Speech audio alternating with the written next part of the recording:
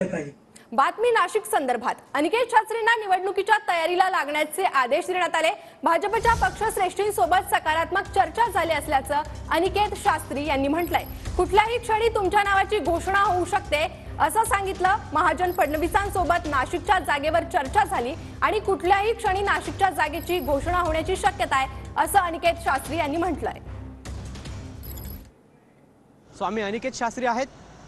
महंत काय सांगाल, तुम्हाला भाजप पक्षश्रेष्ठींकडून निवडणुकीच्या तयारीला लागा असे आदेश देण्यात आल्याची माहिती मिळाली आहे, कितपत तथ्य आहे? वेळोवेळी गेल्या अनेक महिन्यांपासून केंद्र सरकार, केंद्रातील पक्षश्रेष्ठी असतील किंवा राज्यातील पक्षश्रेष्ठी असतील, या सर्वांशी सकारात्मक चर्चा झाली आणि काल चर्चेअंती असं सांगण्यात आलं की थोडेच दिवस राहिलेले आहेत, कोणत्याही क्षणी उमेदवार जाहीर होऊ शकतो, तुमच्या नावाचे प्रथम विचार आम्ही सर्व करत आहोत आणि अशा वेळेस जर का कोणत्याही कागदपत्रांमध्ये कमतरता असेल, कायदेशीर बाबी जर पूर्ण करता येत नसतील किंवा तिथे कोणती अडचण असेल तर तसं होता कामा नये। तुम्ही लवकरात लवकर सर्व गोष्टींची तयारी करा।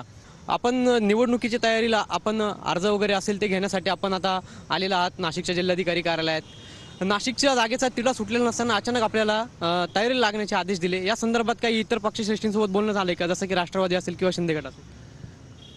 सर्वप्रथम आम्ही जे इच्छुक आहोत हे भारतीय जनता पक्षाकडूनच आहोत। नाशिकचे माजी पालकमंत्री गिरीश महाजन यांच्याशी चर्चा झालेली आहे, फडणवीस साहेबांशी चर्चा झालेली आहे, केंद्रातील अनेक दिग्गज नेत्यांशी